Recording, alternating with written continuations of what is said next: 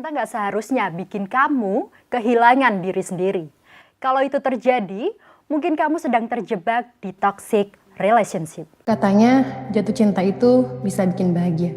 Ternyata bikin aku sering nangis daripada tertawa. Untungnya sekarang aku sadar bahwa sendirian lebih baik daripada harus bersama dengan orang yang salah. Dulu aku kira kalau aku nurut terus, aku bakal dicintai. Ternyata aku cuma jadi boneka gratisan. Sekarang aku udah gak butuh remote control siapapun. Ini hidupku. Mereka bilang, aku gak akan pernah bisa hidup tanpa dia. Lucu ya? Nyatanya setelah aku pergi ninggalin dia, aku jauh lebih bahagia. Tapi kalau kemudian itu sudah sampai membuatmu bertanya-tanya tentang otoritas dirimu sendiri, kekuatanmu untuk mengambil pilihan, nah kita kayaknya perlu ulas lagi nih, relasinya apakah sehat atau enggak ya. Ini bukan tentang orang lain, tapi ini tentang kamu. I'm Martianya as a podcast host and welcome to SOS. Save Ourselves. Hai, selamat datang di SOS, Save Ourselves. Hari ini aku nggak sendirian, aku ditemani oleh seseorang yang biasa mendengarkan atau nih sering banget memahami orang-orang yang sedang terjebak di hubungan yang nggak sehat. Ya benar banget, beliau adalah seorang psikolog. So penasaran kan? Ini dia, langsung aja Mbak Azri Augustin. Hai Mbak Azri. Halo Artia. Gimana kabarnya nih Mbak Azri? Alhamdulillah sehat, meskipun suaranya lagi agak nggak fit ya. Wah luar biasa ya Mbak Azri. Demi teman-teman yang ada di rumah yang mungkin udah menunggu podcast kita hari ini ya Mbak Azri. Mesti semangat ya. Bener banget. By the way ya Mbak Azri, teman-teman di rumah tahu nggak? Ternyata Mbak Azri ini selain seorang psikolog, Mbak Azri juga seorang host podcast loh. Wah. Udah biasa berarti berkecimpung Ya, di dunia di podcast. sela-sela ketika praktik ya. Kalau nggak praktik baru. Di program apa tuh Mbak? Oh, biasanya program Spotify sendiri sih. Namanya? Namanya Tanya Psikolog. Oh oke. Berarti nggak melulu soal toxic relationship ya, Ya, dibahas betul. sana. Ada tentang depresi, ada tentang cemas, ada tentang permasalahan-permasalahan yang lain yang kadang ditanyain di ruang konsultasi, tapi mungkin belum bisa mengakses konsultasi, ya udah kita share di program Podcast, itu. oke. Gitu. Nah beda banget ya berarti Mbak Azri, karena di podcast kita kali ini kita bakal fokus ngebahas soal toxic relationship nih Mbak Azri. Mungkin kita bisa mulai dari definisi simpelnya dulu mungkin ya Mbak, seperti apa itu? Oke, toxic relationship. Nah, ada dua kata ya, toxic dan relationship. Betul. Nah, kalau toxic sendiri artinya adalah apa Racun. artinya? Racun, betul. Jadi kayak madu dan racun. Madu gitu dan ya. racun, Wah, wah, bagus banget apakah nih. kita mendapatkan madu dari relasi itu atau kita dapat racun nih dari relasi itu? Nah, mudah-mudahan kita nggak dapat racunnya gitu ya. Nah, relationship sendiri juga adalah relasi gitu ya. Dalam hal ini bisa aja relasi dengan keluarga, relasi dengan pertemanan. Tapi tampaknya yang kita bahas sekarang adalah tentang relasi romantis ya, Betul. Artia gitu. Jadi toxic relationship itu adalah ketika seseorang bersama dengan pasangannya punya relasi yang tidak setara gitu. Satu bisa lebih dominan, satu lebih inferior, sehingga memicu permasalahan atau mungkin konflik gitu ya. Ketidaknyamanan Betul, gitu. ketidaknyamanan yang kemudian itu bisa mengganggu relasi dia dengan pasangannya atau relasi dia dengan diri sendiri. Nah, itu gitu. efeknya. Tapi berarti sering ada kasus kayak gini Mbak? Lumayan sering ya di akhir-akhir ini karena lebih banyak teman-teman Gen Z yang kemudian juga mengakses layanan konsultasi, sehingga kemudian mereka juga mengkonsulkan area-area yang berkaitan dengan relasi romantis. Misalnya kayak, wah Kak, kok kayaknya aku sekarang jadi mulai kebingungan nih dengan diriku sendiri. Banyak dilarang ini, banyak dilarang itu gitu ya. Pasangan minta share love life terus gitu. Overprotective gitu berarti Mbak? Betul, betul. Nah, kadang-kadang nggak hanya overprotective Artia, tapi kemudian ada banyak larangan-larangan yang seolah-olah harus dipenuhi Yang nih. nggak masuk akal gitu. Betul. Kayak apa tuh Mbak? Nah, Misalnya? biasanya Sherlock Live gitu ya. Kemudian ada nih Artia yang dia juga meminta video call sepanjang aktivitasnya. 24 Betul. jam Nah, bayangin langsung. gimana handphonenya akan jadi panas ya.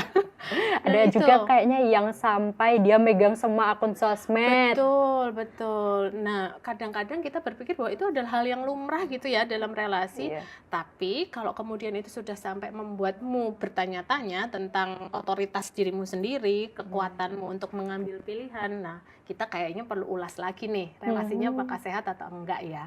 Oh gitu. Aku tuh pernah denger ya Mbak, kalau kita tuh sebagai perempuan ya, terutama itu kalau kita nggak dapat peran seorang laki-laki, that's why itu ayah ya, kita bakal pasti mencari peran itu di laki-laki lain. Dan ketika kita mendapatkan perhatian yang lebih dari laki-laki itu, kita bakal mikir, wah aku kayak dicintai banget gitu.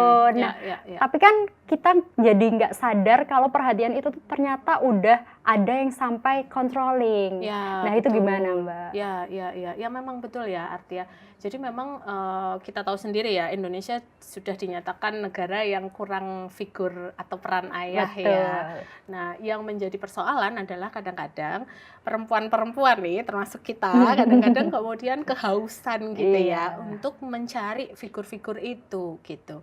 Wah, dulu kayaknya aku nggak pernah nih diajak nonton berdua sama ayahku. Iya. Sehingga kemudian ketika ada cowok yang ayo dong kita Jadi ngedate seneng gitu. Wah, banget. udah berbunga-bunga Iya, tuh. berbunga-bunga. Betul. Nah, itu yang kemudian membuat kadang-kadang beberapa orang tidak sadar gitu ya, bahwa sebetulnya perhatian itu bare minimum nih. Iya, bare gitu. minimum.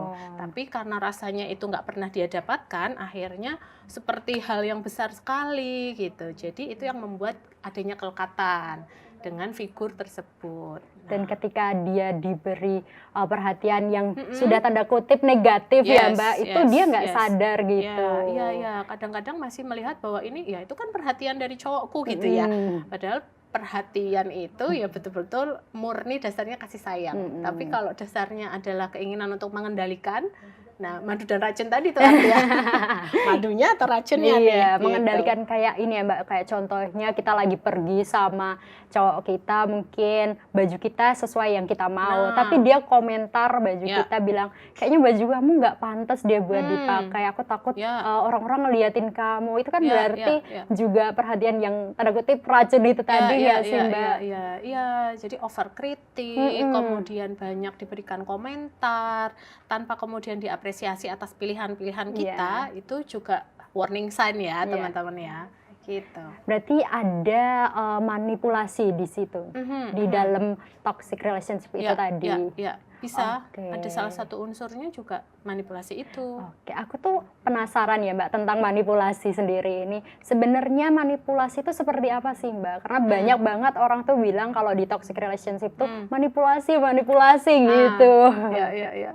Jadi memang manipulasi itu adalah di mana seseorang berusaha untuk mengendalikan orang yang lain untuk tujuan individu tersebut, gitu. Jadi gimana caranya nih pasanganku supaya mau nurut misalnya gitu ya. Gimana caranya ya supaya pasanganku bisa nempel terus sama aku misalnya. Ngambil kendali gitu berarti. Betul. Sehingga itu yang bisa menjadi salah satu dasar relasinya jadi tidak sehat. Karena ada manipulasi dari satu figur ini kepada figur yang lain. Gitu. Tapi kan kita sering banget nggak sadar loh Mbak kalau lagi dimanipulasi, apalagi kita lagi jatuh cinta yang berbunga-bunga banget gitu kan Mbak. Nah itu gimana cara kita bisa ngebedain antara ternyata itu manipulasi loh gitu. Bagus banget ya pertanyaannya ya. Kayaknya relate nih artinya. Nah, jadi memang kalau misalnya pola komunikasi itu sehat, maka kita tetap bisa menyuarakan pilihan kita gitu ya. Kita tetap masih boleh kemudian punya pilihan-pilihan.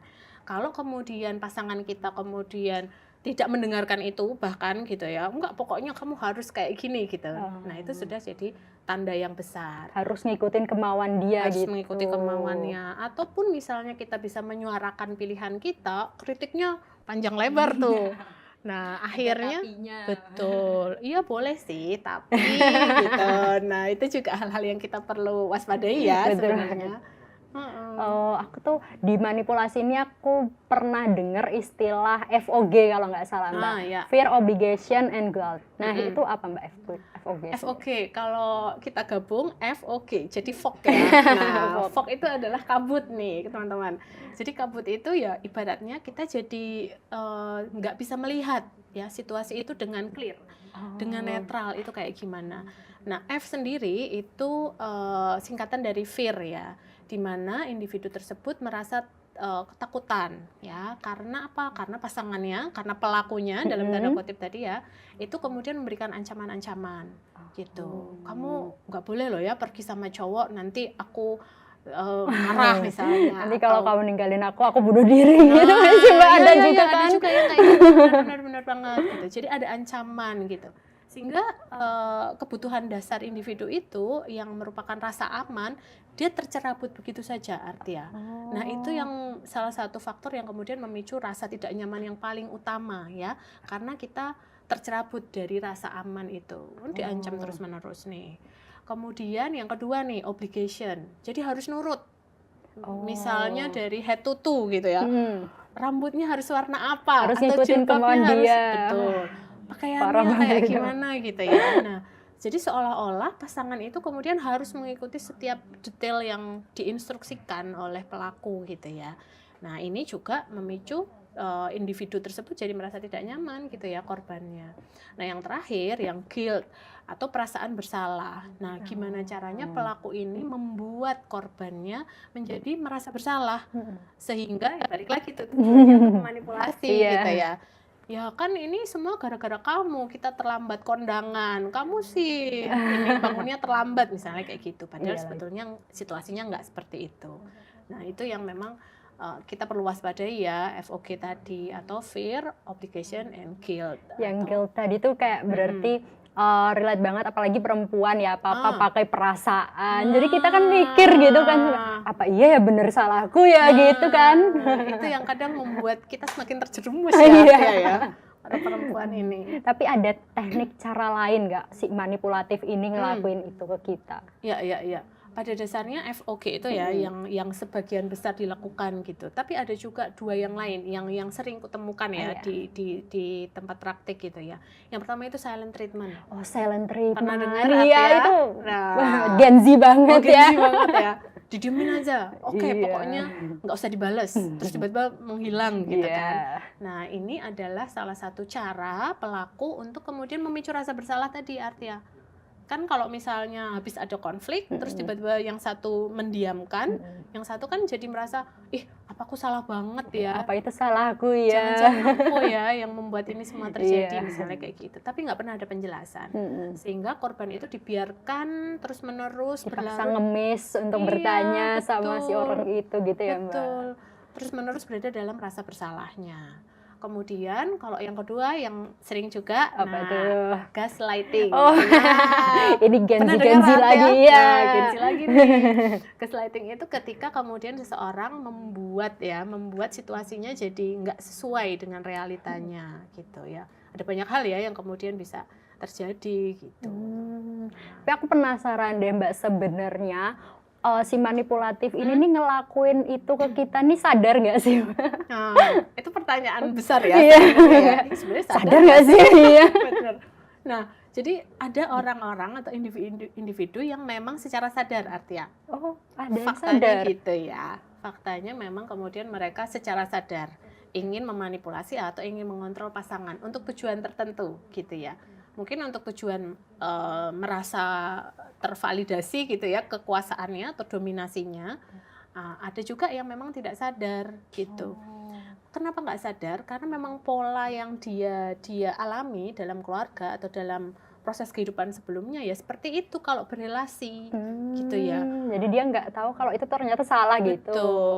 Betul. Nah, jadi ada dua tipe ya. Ada yang memang benar-benar sadar penuh nih. Gimana ya caranya supaya pacarku nurut misalnya gitu.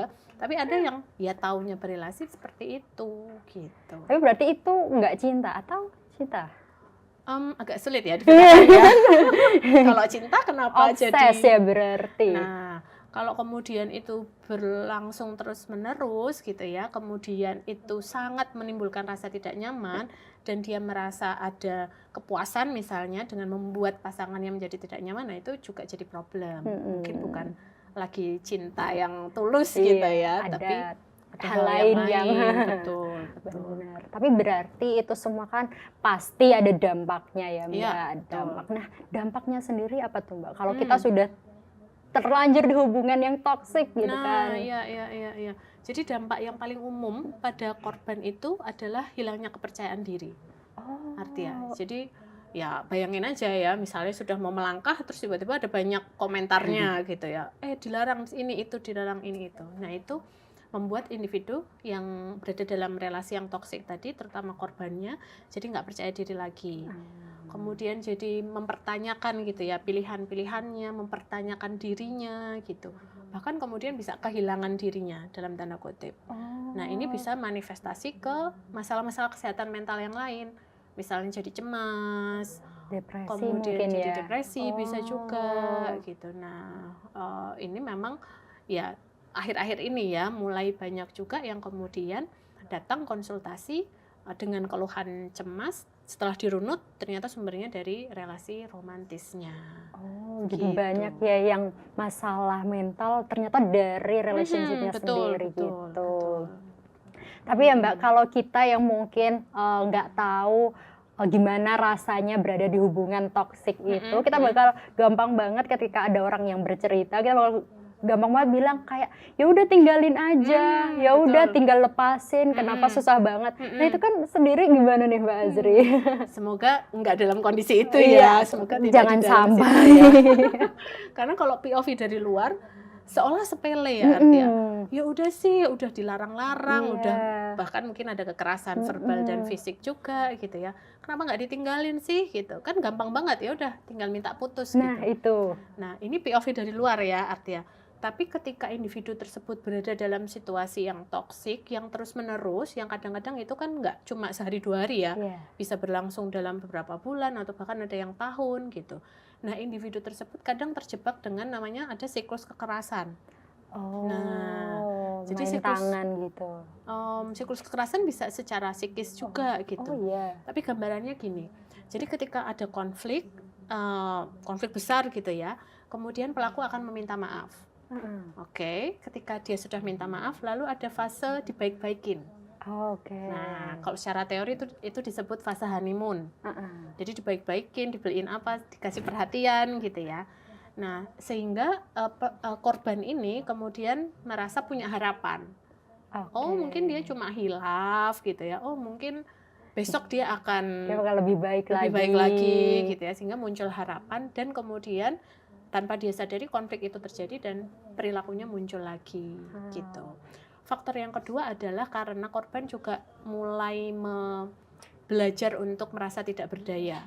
Karena selalu dikekang, selalu diatur gitu ya, sehingga secara tidak sadar dia kemudian merasa bahwa aku yang nggak jadi apa-apa kalau nggak sama dia. Nah, itu sebenarnya dua hal yang jadi kayak udah ketergantungan sama orang ini. Ya, betul. Padahal secara logika dia tahu bahwa ini bukan relasi yang sehat. Gitu. Oke. Tapi berarti nggak gampang ya Mbak, berarti untuk keluar dari hubungan itu. Betul. Nah, dari Mbak Azri sendiri mungkin ada solusi untuk teman-teman kita yang sudah terlanjur berada di hubungan toksik gitu. Oke. Nah, yang pertama memang kita perlu menyadari dulu apakah relasi ini sehat atau enggak. Indikatornya apa? Apakah aku masih bisa setara atau enggak dengan dia? Ketika ngambil keputusan, ketika keputusan besar atau keputusan kecil ya, sesederhana pakaian tadi, apakah aku masih bisa menyuarakan diriku atau enggak gitu. Itu yang kita perlu cek. Sadari dulu kalau misalnya kita sudah menyadari secara logika paham gitu ya, ini kayaknya bukan relasi yang sehat. Yang kedua, cari support system. Kita harus cari Support system dulu, misalnya temenan yang banyak dengan teman-teman yang lain, sehingga kalau kita lepas dari satu situasi, satu relasi, ada yang berikutnya yang bisa mensupport kita gitu. Setelahnya mulai dibatasin hal-hal yang biasanya dia mengatur, coba lebih bisa menyuarakan gitu ya. Atau yang terakhir yang memang harus tegas. Tegas gimana itu? Untuk ya mengevaluasi hubungan itu.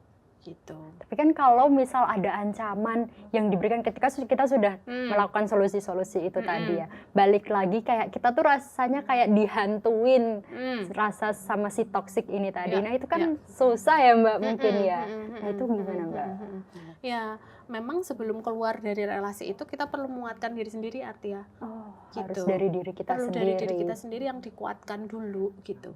Karena kita nggak pernah tahu ya apa yang akan dia lakukan manakala kita bilang "Oh, cut deh gitu ya Iya. atau udahan deh gitu kan kita nggak pernah tahu. Jadi kita memang perlu prepare.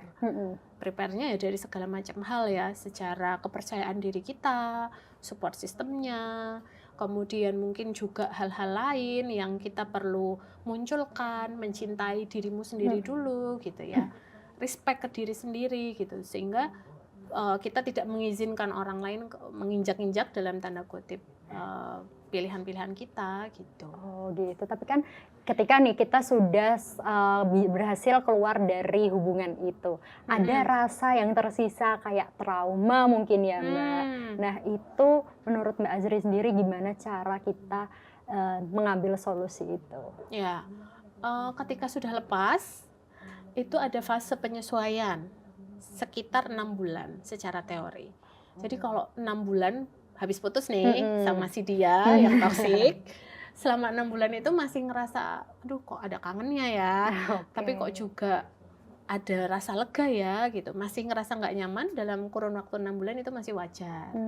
Lebih dari itu, kalau misalnya kita masih terngiang ucapannya yang merendahkan, kemudian masih mimpi buruk gitu, nah itu baru masuk ke diagnosis atau kita curigai dia mengalami trauma. Jadi ada termin waktunya. Kalau sudah lewat 6 bulan tapi kita masih ngerasa nggak nyaman, ya berarti kita memang butuh bantuan profesional gitu. Oke, itu biasanya gimana itu Mbak? Kalau sudah lebih dari 6 bulan gitu, itu biasanya langsung ke psikiater kah atau gimana? Kalau ke psikiater mungkin kita boleh saja sebetulnya ke psikiater ketika misalnya ada keluhan fisik yang menetap. Deg-degan terus setiap hari, sudah 14 hari masih kayak gitu terus. Nah, itu boleh nanti konsul ke psikiater. Tapi manakala keluhan fisiknya itu hilang timbul, prefer datang ke psikolog klinis dulu. Nggak apa-apa, nanti akan diproses supaya teman-teman bisa mengurai emosi-emosi yang selama ini, selama sekian bulan atau sekian tahun bersama dengan dia, itu bisa diurai terlebih dahulu gitu, sehingga nanti bisa lebih netral.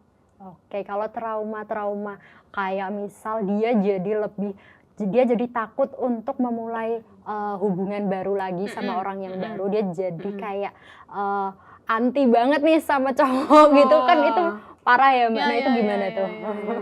Ya, itu nggak dipungkiri bisa Iya terjadi kan? ya, Iya. gitu. Rasanya kayak ih nggak banget Iya. gitu ya, aku nggak mau lagi gitu. Nah itu memang bisa terjadi gitu ya, tapi memang tidak semua ya, bisa terjadi tapi bukan kemudian akan pasti begitu gitu ya. Kalau misalnya kita ketemu teman yang demikian atau misalnya dalam setting profesional ketemu klien yang demikian, ya berarti kita memang perlu melakukan pendampingan yang lebih panjang gitu ya, butuh waktu gitu. Nah, salah satunya yang biasa terjadi adalah kadang-kadang mereka masih pakai kacamata relasinya yang lama untuk melihat relasi yang baru. Dalam artian ketika kita berada dalam relasi yang toksik kan kita selalu dengan ketakutan, selalu dengan ancaman gitu ya. Jadi rasanya tuh selalu nggak aman gitu. Nah, sudah lepas sebetulnya kan situasinya aman. Tapi kita masih ngelihat dengan kacamata yang wah ini situasinya nggak aman nih gitu. Nah sehingga ketika ada orang baru yang datang, kadang-kadang ini sudah defensif duluan gitu ya, sudah ngerasa pasti cuma pengen memanipulasi aku lagi nih. Oh iya gitu. itu maksud saya kan. Nah ini memang bisa terjadi ya. Kenapa? Karena proses berpikir kita kemudian jadi switch. Yang tadinya netral melihat laki-laki, kemudian ada peristiwa yang tidak nyaman. Ketakutan itu ya. Betul, mungkin. kita belajar bahwa oh ternyata misalnya pasangan itu bisa melukai gitu. Setelah lepas pun kalau kita masih menggunakan pola berpikir itu, mau ada orang yang datang lagi, kadang-kadang masih nempel tuh pola berpikirnya. Nah, jadi nanti terapinya bisa untuk meluruskan pikiran-pikirannya yang keliru tadi gitu. Tapi kalau untuk solusi dari aku bilangnya pelaku ya Mbak, ada nggak mungkin ada yang udah sadar kalau dia toksik dan Ya. udah dibilangin sama orang-orang sekitarnya kalau kamu toksik dan dia tiba-tiba ada nggak tahu ini datang dari mana, dia sadar dan dia Wah. datang ke psikolog, itu ada nggak Mbak? Dapat hidayah gitu Iya, ya, dapat hidayah tiba-tiba ya. gitu kan. Oke. Kalau yang jadi pelaku sejauh ini persentasenya masih sedikit ya. Oh iya. Ya, biasanya yang datang adalah korban Iya, gitu ya. kalau itu. Yang udah mulai udah mulai nggak enak gitu ya. Tapi kalau pelaku memang masih sedikit. Tapi apakah tidak ada? Ada juga. Oh, ada gitu juga. ya. Ada juga yang kemudian dapat banyak masukan mungkin ya dari orang sekitar gitu. Kemudian dia merasa kayaknya butuh diubah deh gitu. Nah, itu ada juga. Yang pertama akan dilakukan adalah dia perlu menyadari bahwa polanya ini keliru gitu, pola perilakunya. Nah, kita nanti akan identifikasi tuh artinya pola perilakunya yang keliru tuh apa sih? Apakah tadi ancaman-ancaman tuh keliru nggak? Jangan-jangan dia ngerasanya ya memang harusnya kayak gitu gitu. Nah, itu yang butuh diluruskan untuk pelaku supaya dia bisa punya pola-pola yang lebih sehat ya. Kemudian misalnya dari cara dia merespon secara verbal gitu ya, nada yang tinggi terus, ya kan aku kayak gini aslinya gitu. Nah, tapi bagi pasangan kan itu melukai gitu. Nah, itu juga butuh diedukasi bahwa nada segitu untukmu mungkin biasa, tapi untuk pasanganmu tidak. Maka ayo coba diturunkan misalnya kayak gitu. Tapi ada yang sampai kan dia datang nih, tapi ketika disadarkan seperti itu dia sakit hati gitu, kayak bukannya sadar tapi dia udah datang nih ke Mbak gitu, ke psikolog gitu. Ada nggak Mbak? Sejauh ini relatif kooperatif ya, amannya ya. Tapi ya bisa juga ya, Iya kan, artinya dia ya gitu. kayaknya nggak gini deh gitu. Oke. Ya, memang untuk proses konsultasi itu bisa berjalan lancar atau mendapatkan hasil sesuai yang kita rencanakan itu perlu ada dua syaratnya. Yang pertama adalah willingness atau keinginan dan juga readiness, kesiapan untuk berubah. Aku mau sih, tapi nanti deh gitu. Nah, nggak akan sampai gitu ya pada tujuannya. Atau aku mau tapi aku nggak siap gitu. Ada mungkin diancam sama yang pasangannya, aku mau putus lah, nggak jangan-jangan. Ya Akhirnya tapi mau kamu konsul ikut ke ya. psikolog ya gitu. Banyak juga kayaknya ya yang kayak gitu ya. Itu ada berarti. Gitu. Ya mungkin ada juga gitu ya. Aku pikir cuma di film-film dong. Kayak ini ya, kalau di film-film skenario Iya macam-macam kan. gitu ya. Tapi memang ya bisa jadi terjadi seperti itu gitu ya Artia. Apakah kemudian itu jadi bentuk manipulasi? Kan aku udah ikut kamu ke psikolog, berarti sekarang kamu dong ikut kemauanku, itu juga Iya. jadi hal yang butuh Kembali sensitif, lagi betul toksik. gitu ya. Nah, kalau misalnya kita sudah misalnya korban nih, sudah ngajak pelakunya untuk datang konsultasi, udah datang, tapi kemudian tidak ada perubahan, nah maka sebetulnya niat dia untuk datang konsultasi untuk apa?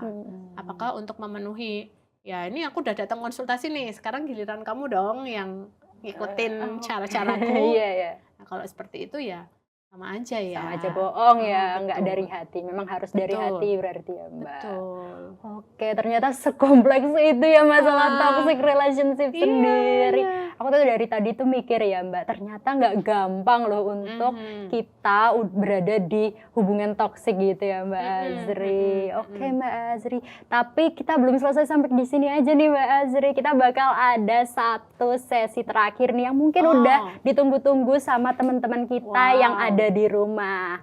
Sesi ini namanya Card Boom Mbak Azri. Let's go, ini dia. Waktunya karbum. Yeay! Oke Mbak Azri, mungkin ini karbumnya. Karbum ini aku jelasin dulu. Jadi karbum itu isinya komentar-komentar, pertanyaan-pertanyaan teman-teman kita yang ada di Instagram. Jadi seminggu yang lalu tim kita itu udah meluncurkan komentar-komentar itu. Dan kita pilih sekitar 10 pertanyaan. Wow. Nah, kita masukin nih di karbum ini. Nanti bakal aku acak ya Mbak Azri. Oke. Nanti Mbak Azri bisa pilih sekitar 2 kartu aja dulu gitu Oh, ya iya. Mbak Azri. Dan nanti Mbak Azri tanggapi. Gitu. Oke. Aku acak dulu nih Mbak Boleh, Azri. boleh. Wah, penasaran nih pertanyaannya apa Wah, biasanya aku teman-teman? jadi gemeter ini untuk mengacak. Pilih berapa nih? Pilih Hadiah? dua, pilih ya. Oke, silakan. pilih satu. Jangan Terus- dibaca dulu. Oke. Surprise ya. Jadi mau ya yang bacain? Ya siap, aku bacain. Wow, panjang ya. Ini yang pertama dari @inaslanara_. Ceritanya agak panjang nih. Hai Kak, gimana ya cara nanggepin orang yang baru masuk ke hidup kita? Nyatain suka yang seharusnya bisa mencintai. Gak hanya hati tapi fisiknya juga. Tiba-tiba malah ngatain dengan aku bilang, make upmu tebel banget, aku aja takut ngeliatinnya. Biasa aja kalau keluar rumah tuh, kalau karena make up kamu pede, ya udah tak kata-katain aja biar kamu nggak pede lagi. Wah parah banget nih. Dan pas aku berusaha ninggalin orangnya, bilang aku cuma bercanda, aku nggak mau kamu pergi. Sakit sih Kak, bingung mau nanggepinnya kayak gimana. Parah banget ya. Oh my Iya, God, iya. gimana nih Mbak Azri? Ya, tapi terima kasih loh ya Mm-mm, untuk ya siapa tadi boleh. yang udah Inaslanara_. Inas. Oke, terima kasih loh ya Inas, dirimu sudah berani untuk menceritakan ya gitu. Jadi ini ceritanya lagi mau Deket deket sama dengan orang, seseorang. iya. Terus tiba-tiba dia komentarin make upnya yang tebel Oh, banget. Ya. Malah sengaja dikata-katain kayak kalau karena make up kamu pede ya udah tak kata-katain aja biar kamu nggak pede lagi. Oh, ya. Jadi malah justru ini dengan kesengajaan ya dengan untuk sengaja menurunkan kepercayaan dirinya ya. Padahal baru deket. Oke. Kira-kira masuk relasi yang sehat apa enggak ini? Enggak dong pasti. Udah mulai bisa mengidentifikasi ya. Oke. Jadi kalau misalnya ketemu dengan situasi seperti ini, teman-teman boleh aja loh untuk tetap menghargai dirimu gitu ya. Kalau misalnya memang dari awal kita suka make up dan kita pede dengan itu gitu ya. Orang-orang mengatakan apapun itu kan sebetulnya pendapat saja gitu. Itu bukanlah fakta. Gitu. Jadi pendapat itu bisa macam-macam gitu. Tapi kalau pendapat itu kemudian kita serap dan kita yakini, itu problemnya. Gitu. Jadi kalau kemudian kita sudah mulai menyerap ya, oh ya berarti aku make upku jelek ya, ketebelan ya, apa segala macam, terus kita jadi menyalahkan diri sendiri. Nah, itu adalah permulaan siklusnya tadi ya. Sehingga kemudian kita jadi merasa tidak percaya diri, kita merasa diri kita tidak sebaik teman-teman yang lain gitu ya. Kemudian pelan-pelan mungkin kita jadi menginginkan validasi dari pokoknya gimana caranya aku make up biar dia bilang oke gitu. Nah, di situ sudah mulai nih jerat-jerat toxic relationship-nya. Jadi untukmu coba untuk disadarin ya bahwa ini rasanya tidak sehat. Nah, bangun boundaries-nya supaya kita nggak mudah untuk meyakini apa yang diucapkan oleh orang lain yang sebetulnya mungkin itu tidak benar gitu ya. Tapi kayaknya kalau di sini nih ya Mbak kasusnya nih dan pas aku berusaha ninggalin orangnya bilang aku cuma bercanda, aku nggak mau kamu pergi. Sakit sih Kak, bingung mau nanggepinnya kayak gimana. Jadi kayak dia dihantuin gitu nggak sih Kak? Udah mau pergi diseret lagi gitu ya. Enggak, aku cuma Tapi bercanda ketika gitu sudah ya. menetap sama dia dijelek-jelekin lagi. Gitu. Jadi konteks bercanda itu juga kalau dua orang ini atau seluruh orang itu tidak punya rasa luka gitu ya. Kalau yang satu merasa nggak srek, berarti itu bukan bercanda lagi gitu.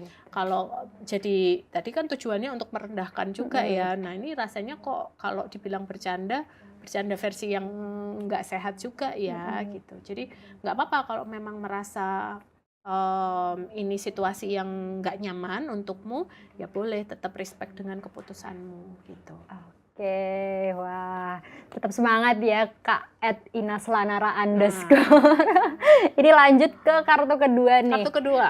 Oke. Ini dari Kak @zayan_. Oke. Cowok ini ya? Cowok nih kayaknya ya. Kak, gimana biar aku bisa memulai lagi hidupku dan mencintai bagian yang hilang dari diriku dulu? Kayaknya ini perempuan deh, kalau cowok nggak mungkin ngomong kayak gini ya. Tapi nggak ada jenis kelamin ya? Kak, gimana biar aku bisa memulai lagi hidupku dan mencintai bagian yang hilang dari diriku dulu? Wow. Jadi kayaknya ini sudah sempat mencintai dirinya, kemudian ada situasi tertentu, terus jadi lupa gitu ya untuk mencintai diri. Oh bagus banget Zayan yang sudah mau untuk mencoba mencintai dirinya sendiri lagi ya.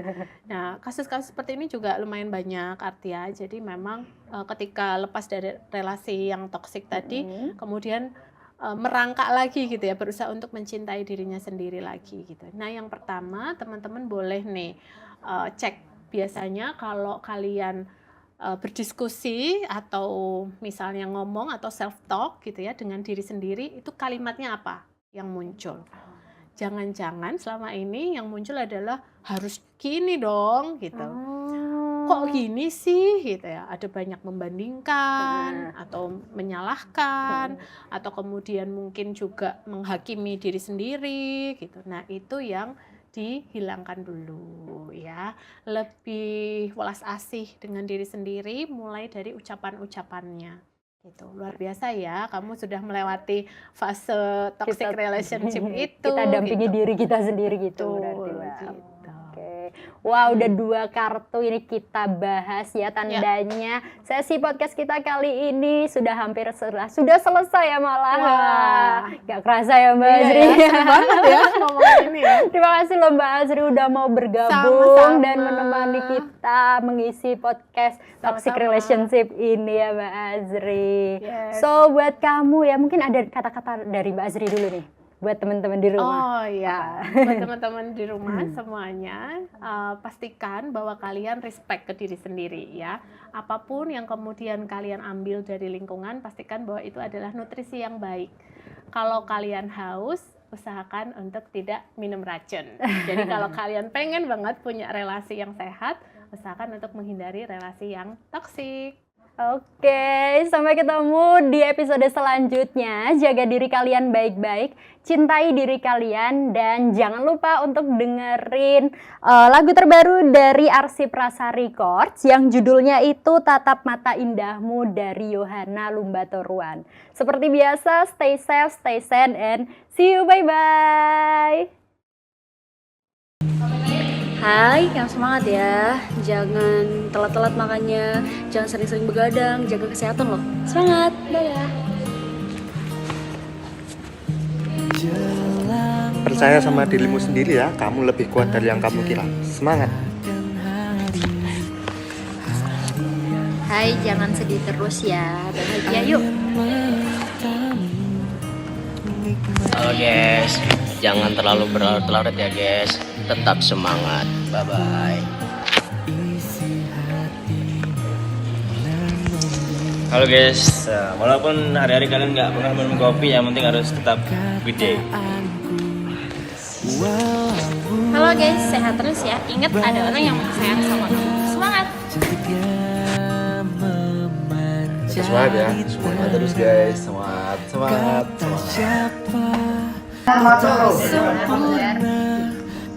Aku bisa Tapait sama Ali banget. memulai lagi hidup. Waduh. Gimana Pak Sif?